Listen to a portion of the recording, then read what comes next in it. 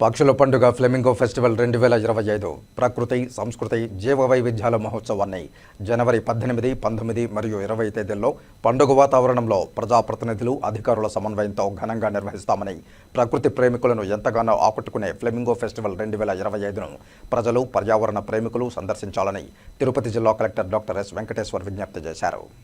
గురువారం ఉదయం Tirupati collectorate video conference హాల్లో జాయింట్ కలెక్టర్ శుభం మన్సల్, జిల్లా ఫారెస్ట్ కన్సర్వేటర్ అధికారి సెల్వం, ఆర్జీ టూరిజం రమణ ప్రసాద్తో కలిసి జిల్లా కలెక్టర్ పాత్రికేయుల సమావేశం నిర్వహించి మాట్లాడారు.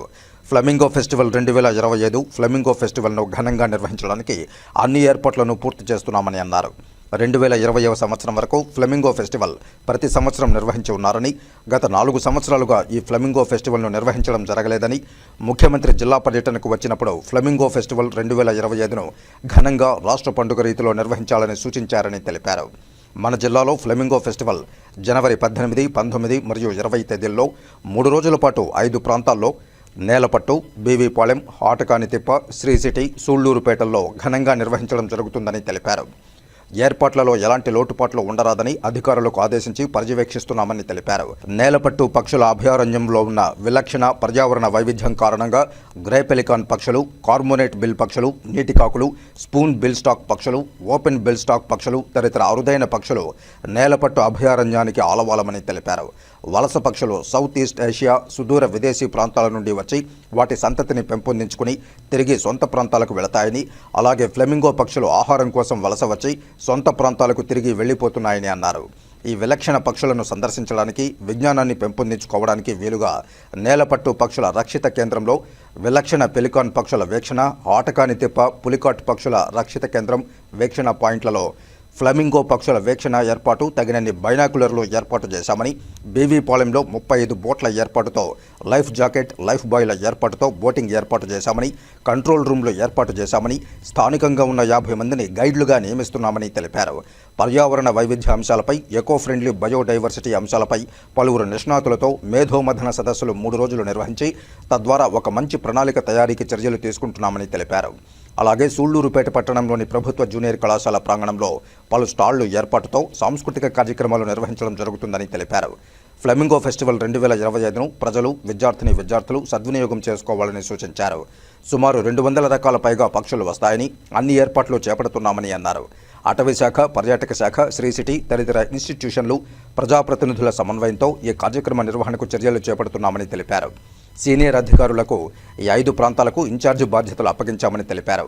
నేలపట్టు పక్షుల రక్షిత కేంద్రానికి ఇన్ఛార్జి అధికారిగా గూడూరు సబ్ కలెక్టర్ రాఘవేంద్ర మీనా, ఆటకానితిప్ప పక్షుల రక్షిత కేంద్రానికి పీడీ వెలుగు శోభన్ బాబు, బీవీపాళెం బోటింగ్ ప్రాంతానికి ఇన్ఛార్జిగా డీడీ మత్స్యశాఖ నాగరాజు, సూళ్లూరుపేట జూనియర్ కళాశాల ప్రాంగణంలో ఏర్పాటు చేసిన వెన్యూ ఇన్ఛార్జిగా డ్వామా పీడీ శ్రీనివాస ప్రసాద్, శ్రీ సిటీ వెన్యూలో స్టేట్ సిల్వికల్చరిస్ట్ నరేంద్రన్లకు విధులు కేటాయించడం జరిగిందని, మొత్తం కార్యక్రమానికి జాయింట్ కలెక్టర్ శుభం మన్సల్ నోడల్ అధికారిగా వ్యవహరిస్తారని, జిల్లా ఎస్పీ, కన్జర్వేటర్ ఆఫ్ ఫారెస్ట్ కన్వీనర్లుగా ఉంటారని, ఈ కార్యక్రమం జిల్లా టూరిజం కౌన్సిల్ చైర్మన్ ఆధ్వర్యంలో జరుగుతుందని తెలిపారు. పెద్ద ఎత్తున పర్యాటకులు ఇతర రాష్ట్రాల నుండి కూడా వస్తారని అంచనా వేసి తదనుగుణంగా ఏర్పాట్లు చేపడుతున్నామని తెలిపారు. ఫ్లెమింగో ఫెస్టివల్ సాంస్కృతిక కార్యక్రమాల్లో స్థానికులకు ప్రాధాన్యతనివ్వనున్నామని, స్థానిక ఆహార అలవాట్ల మేరకు ఫుడ్ కోర్ట్ ఏర్పాటు చేస్తున్నామని తెలిపారు. ఈ ప్రాంతాలు ఎకో సెన్సిటివ్ జోన్లో ఉన్నాయని, సదరు పరిసర ప్రాంతాలను పరిశుభ్రంగా ఉంచడం మన బాధ్యత అని, ఈ ఫ్లెమింగో ఫెస్టివల్కు వచ్చేవారు ప్లాస్టిక్ వాడకం లేకుండా పర్యావరణ హితమైన వాటిని వాడాలని, ఇక్కడికి వచ్చే పక్షులకు హాని కలిగించకుండా ఉండడానికి మనవంతు బాధ్యతగా నిర్వర్తించాలని తెలిపారు. వ్యర్థాలను వేయడానికి సదరు ప్రాంతాల్లో చెత్తబుట్టలను ఏర్పాటు చేస్తున్నామని తెలిపారు. జిల్లా కలెక్టర్ సంబంధిత అధికారులతో కలిసి ఫ్లెమింగో ఫెస్టివల్ 2025 వెబ్సైట్ www.flamingofest.orgను ప్రారంభించారు. ఈ కార్యక్రమంలో జిల్లా సమాచార, పౌర సంబంధాల శాఖ అధికారి బాలకొండయ్య తదితరులు పాల్గొన్నారు. పులికాట్ బర్డ్ శాంక్చురీ ఉంది. అక్కడ కూడా ఆ రోడ్డు ఎమ్మటి కూడా ఇరువైపులా మనకు ఫ్లెమింగోస్ కనపడతాయి కాబట్టి ఒక 6-7 వ్యూయింగ్ పాయింట్స్ కూడా పెట్టి అక్కడ ఏర్పాట్లు చేయటం జరిగింది. అదేవిధంగా ఆటకానితిప్పలో కూడా సఫిషియంట్ అరేంజ్మెంట్స్ చేయటం జరిగింది. ఇది సెకండ్ ప్లేస్. థర్డ్ది వచ్చేసి బీవీపాలెం బోటింగ్ పాయింట్. ఇక్కడ కూడా మనకి పులికాట్ సరస్సులోకి బోటింగ్ ఏర్పాట్లు కూడా చేయడం జరిగింది. ఒక 35 బోట్స్ పెట్టేసి సఫిషియంట్ ప్రికాషన్స్, అంటే ఖచ్చితంగా బోట్ నడవాలంటే అక్కడ ప్రతి బోట్లో కూడా లైఫ్ బాయ్స్, లైఫ్ జాకెట్స్ పెట్టడం జరిగింది. అదేవిధంగా మనకి 2 గజేతగాల్ని కూడా ప్రతి బోట్లో పెట్టడం జరిగింది. సో 35 బోట్స్ని పెట్టాము. వీళ్ళందరూ కూడా బోటింగ్ ఫర్ పబ్లిక్కి కూడా ఏర్పాట్లు అన్నీ చేయటం జరిగింది. అదేవిధంగా 4th ప్లేస్ వచ్చేసి మనకి ఏదైతే సూలూరుపేటలో జిల్లా పరిషత్ స్కూల్ మనము తీసుకోవటం జరిగింది, స్కూల్ గ్రౌండ్స్. ఇదే మేజర్ మనకి అంటే బై ద ఈవినింగ్ అందరు ఇక్కడికే చేరుకుంటారు.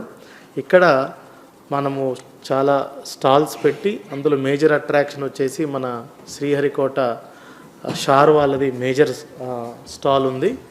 సో అదేవిధంగా ఆల్ అదర్ లోకల్ కల్చర్ని, లోకల్ ట్రెడిషన్ని ప్రతిబింబించేలా, అదేవిధంగా జిల్లాలో ఉన్నటువంటి మేజర్ ఆర్ట్, క్రాఫ్ట్, ట్రెడిషన్స్ని ప్రతిబింబించేలా ఈ స్టాల్స్ ఉంటాయి.